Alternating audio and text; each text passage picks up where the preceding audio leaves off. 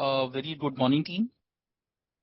तो जैसा कि हमने लास्ट सेशन में डिस्कस किया था about evolution of insurance brokers, तो इसी को एक बार रिवाइज करते हुए आगे बढ़ते हैं और आज हम डिस्कस करेंगे दैट डिफरेंट डिफरेंट रेगुलेशंस में क्या चेंजेस आए इंश्योरेंस ब्रोकर्स के लिए, और कुछ कॉमन टर्म्स के बारे में भी बात करेंगे जो जनरली आने वाले वीडियोस में हम इंक्लूड करेंगे। तो जैसा कि आप जानते हैं और हमने पहले भी डिस्कस किया था, आईआरडीए का फॉर्मेशन हुआ 1999 में। 19 अप्रैल 1999 को आईआरडीए का फॉर्मेशन हुआ। आईआरडीए एक्ट पास किया गया 1999 में, एंड जिसके बाद आईआरडीए इंश्योरेंस सेक्टर को रेगुलेट करने लगा।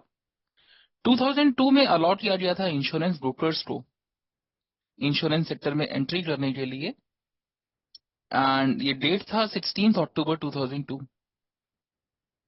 डिफरेंट डिफरेंट रेगुलेशंस बनाए गए। ये रेगुलेशंस फॉलो करने इंश्योरेंस ब्रोकर्स को अगर वो इंश्योरेंस सेक्टर में काम करना चाहते हैं तो, एंड इनको टाइम के साथ अमेंड भी किया गया, अपडेट भी किया गया। तो 2002 में जैसा कि मैंने बताया कि इंश्योरेंस ब्रोकर्स को अलॉट किया गया था, इसमें फर्स्ट अमेंडमेंट आया 2013 में। 3 दिसंबर 2013 को ये अमेंडमेंट आया, जिसे फिर फर्दर मॉडिफाई किया गया 2018 में। एंड अभी हमारे मॉड्यूल के अकॉर्डिंग जो लास्ट अमेंडमेंट्स हैं वो 30 अक्टूबर 2019 को हुए थे, जब इंडियन इंश्योरेंस कंपनीज का फॉरेन इन्वेस्टमेंट अमेंडमेंट इसमें ऐड किया गया। दैट वाज ऑन 30 अक्टूबर 2019। इसके साथ साथ इंश्योरेंस सेक्टर भी ग्रो कर रहा था। 2001 में जो इंश्योरेंस सेक्टर सिर्फ 10,000 करोड़ का बिजनेस कर रहा था, 2020 में अगर वही बिजनेस देखें तो 1.83 लाख करोड़, 1,83,000 करोड़ रुपए तक पहुंच गया था।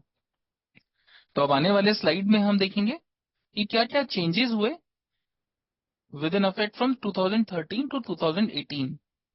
तो 2013 की जो गाइडलाइंस थी इनके कंपैरिजन में अगर हम बात करें तो 2018 में सबसे पहले अगर देखा जाए तो रिस्क मैनेजमेंट और क्लेम कंसल्टेंसी सर्विसेज में चेंजेस हुए। ये रिस्क मैनेजमेंट और क्लेम कंसल्टेंसी सर्विसेज, जैसा आप जानते हैं, ब्रोकर्स को अलॉट किया गया था कि वो रिस्क मैनेजमेंट और क्लेम कंसल्टेंसी सर्विसेज प्रोवाइड करा सकते हैं अपने क्लाइंट्स को। 2013 में इन्हीं सर्विसेज से रिलेटेड छोटे छोटे चेंजेस किए गए। वो चेंजेस क्या थे? 2013 से पहले इंश्योरेंस ब्रोकर्स को अलॉट किया गया था कि वो क्लेम कंसल्टेंसी सर्विसेज दे सकते हैं अपने क्लाइंट्स को, बट उसका जो मैक्सिमम लिमिट था वो था 1 करोड़ रुपीज, यानी 1 करोड़ रुपए तक के क्लेम पर वो क्लेम कंसल्टेंसी सर्विसेज ऑफर कर सकते हैं। बट 2018 में इस लिमिट को बढ़ा के 10 करोड़ कर दिया गया, यानी 10 करोड़ रुपए तक के क्लेम पर भी इंश्योरेंस ब्रोकर्स अपने क्लाइंट्स को क्लेम कंसल्टेंसी सर्विसेज दे सकते हैं। 10 करोड़ से ऊपर का क्लेम है अगर, और उसके ऊपर अगर आप क्लेम कंसल्टेंसी ऑफर करना चाहते हैं तो उसके लिए आपको रेगुलेटर का प्रायर परमिशन रिक्वायर्ड है, और वो परमिशन लेके आप वो सर्विसेज दे सकते हैं, लेकिन प्रायर परमिशन इज रिक्वायर्ड। इसके साथ ही एक चेंज इसमें किया गया दैट बट आप सर्विसेज आउटसोर्सिंग की जब बात करते हैं तो दो ऐसी सर्विसेज हैं जिसे आप आउटसोर्स नहीं कर सकते हैं। First is claim consultancy and second is risk management. तो क्लेम कंसल्टेंसी और रिस्क मैनेजमेंट ये दो ऐसी सर्विसेज हैं जिसको आप आउटसोर्स नहीं कर सकते हैं, एंड इन सर्विसेज को प्रोवाइड कराने के लिए आप फीस चार्ज कर सकते हैं अपने क्लाइंट्स को। लेकिन ये जो फीस है, it should not be a percentage of claims और प्रीमियम्स, यानी क्लेम का जो अमाउंट है या आपके प्रीमियम का जो अमाउंट है उसका एक परसेंटेज नहीं होना चाहिए ये फीस आइदर आप एक फिक्स्ड अमाउंट में ले सकते हैं, लेकिन that amount should not be a percentage of claim और प्रीमियम, यानी आपके प्रीमियम या क्लेम के अमाउंट के ऊपर ये डिपेंड नहीं करना चाहिए कि कितना फीस आप चार्ज कर रहे हैं। इसके साथ ही इंश्योरेंस पॉलिसीज सॉलिसिट करने के लिए, सेल करने के लिए बोर्ड अप्रूव्ड पॉलिसीज होनी चाहिए, ये डिफाइन किया गया। जैसा कि मैं पहले भी बता चुका हूं और आप खुद भी जानते हैं, insurance is a subject matter of solicitation. In India this is an irony, आज भी अगर देखा जाए insurance is still being sold, it is still not being bought. Insurance हमें आज भी बेचना पड़ता है, ये आज भी खरीदा नहीं जाता, जबकि इसे खरीदा जाना चाहिए। इसके साथ ही ई कॉमर्स गाइडलाइंस में भी चेंजेस करे गए। जो वेब एग्रीगेटर्स हैं, ऑनलाइन पोर्टल्स हैं, तो ऑनलाइन किस तरह से इंश्योरेंस को सेल किया जा सकता है, इसके रिगार्डिंग भी टर्म्स एंड कंडीशंस डिफाइन करे गए, जो आने वाले मॉड्यूल्स में हम पढ़ेंगे। रिम्यूनरेशन एंड फीस, यानी आपको इंश्योरेंस पॉलिसी सेल करने पर जो क्लाइंट की तरफ से कमीशन मिलता है, या जो क्लेम कंसल्टेंसी या रिस्क मैनेजमेंट सर्विसेज की तरफ से आप फी चार्ज करते हैं, इसके लिए रूल्स एंड रेगुलेशंस डिफाइन करे गए।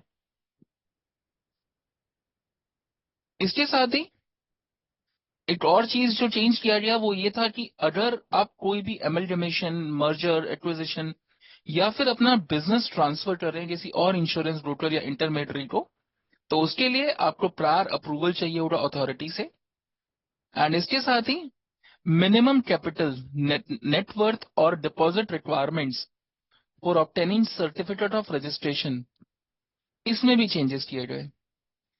यानी जो पहले लाइसेंस कहा जाता था और जैसे अब सर्टिफिकेट ऑफ रजिस्ट्रेशन कहा जाता है, वो लेने के लिए जो रिवाइज्ड मिनिमम कैपिटल है वो डिफाइन किया गया। नेटवर्थ कितना होना चाहिए, डिपॉजिट रिक्वायरमेंट्स कितनी होनी चाहिए, इसमें भी चेंजेस करे गए। आने वाली स्लाइड्स में हम देखेंगे कि आज की डेट में कितना रिक्वायरमेंट है इन सभी क्राइटेरियाज के लिए। कुछ कॉमन टर्म्स जो हम आने वाली स्लाइड्स में पढ़ेंगे, इनके बारे में हमें नॉलेज होनी चाहिए, वो एक बार देख लेते हैं। तो इंश्योरर मतलब इंश्योरेंस कंपनी, इंश्योरेंस ब्रोकर मतलब इंटरमीडियरीज। इंश्योरेंस ब्रोकर एक ब्रिज की तरह काम करते हैं एंड यूजर यानी क्लाइंट्स और इंश्योरेंस कंपनीज के बीच में। इंश्योरेंस ब्रोकिंग चैनल एक यूनिक चैनल है, क्योंकि एक अकेला ऐसा चैनल है जो क्लाइंट्स को रिप्रेजेंट करता है। एंड ग्लोबली अगर बात करें तो 80% of insurance business is place through insurance brokers. Applicant की बात करें तो आने वाले मॉड्यूल्स में जब भी एप्लीकेंट वर्ड यूज होगा तो इसका मतलब है a person for registration as insurance broker, यानी एक ऐसा एंटिटी, एक ऐसा पर्सन जो इंश्योरेंस ब्रोकर के लिए रजिस्ट्रेशन करा रहा है। एक और टर्म आने वाले स्लाइड में बार बार यूज होगा, that is broker qualified person, BQP कहा जाता है इसे। तो बीक्यूपी, ब्रोकर क्वालिफाइड पर्सन का मतलब है any individual who is an employ और director in an insurance broker engaged in solicitation and procurement of insurance business and who has undergone training and passed the examination specified for them। अगर simple language में बोलूं तो ये आपके एक employ या फिर डायरेक्टर हो सकते हैं इंश्योरेंस ब्रोकर में, जो इंश्योरेंस पॉलिसी सेल करेंगे, बिजनेस जनरेट करेंगे, एंड इन्होंने जो मिनिमम क्राइटेरिया है ट्रेनिंग का वो फुलफिल किया है और उसके बाद एक एग्जामिनेशन भी पास किया है। तो ऐसा इंडिविजुअल जो मिनिमम ट्रेनिंग ले चुके हैं as per norms and exam पास कर चुके हैं और इंश्योरेंस बिजनेस जनरेट करने वाले आने वाले टाइम में, that can be termed as broker qualified person. एक और टर्म जो आने वाले टाइम में आप सुनेंगे, that is principal officer. Principal officer मतलब एक ऑफिसर जो एक एग्जीक्यूटिव रोल में है, जो ड्यूटीज और रिस्पॉन्सिबिलिटीज परफॉर्म करेंगे as per regulations of the insurance broker. ये भी अपने मिनिमम ट्रेनिंग का जो रिक्वायरमेंट है वो फुलफिल करके एग्जाम पास करने के बाद भी अपना रोल कंटिन्यू कर सकते हैं। एक और टर्म बार बार आएगा, की मैनेजमेंट पर्संस। की मैनेजमेंट पर्संस का मतलब है आपके जो मेन हेड्स हैं, that is CEO, chief marketing officer, chief financial officer, chief technical officer आ सकते हैं इसमें, हेड ऑफ री इंश्योरेंस आ सकते हैं, या फिर कंप्लायंस ऑफिसर आ सकते हैं। पर्सन, जब भी हमने पहले पिछले वाली स्लाइड में देखा था, जब हम बात कर रहे थे इंश्योरेंस ब्रोकर क्या है, तो वहां हमने एक टर्म यूज किया था पर्सन। तो पर्सन का मतलब है एक company, as per companies act 2013, या तो ये एक कंपनी हो सकता है या एक कोऑपरेटिव सोसाइटीज हो सकता है under the cooperative society act 1912, या फिर एक एलएलपी हो सकता है, लिमिटेड लायबिलिटी पार्टनरशिप हो सकता है as per LLP act 2008, 6 of 2019, या फिर any other person recognised by the authority जो इंश्योरेंस ब्रोकर बनना चाहते हैं। तो ये कुछ कॉमन टर्म्स थे जो आने वाली स्लाइड्स में हम या आने वाले मॉड्यूल्स में हम डिस्कस करने वाले हैं। So that is all for this video. Stay updated for next one. Thank you.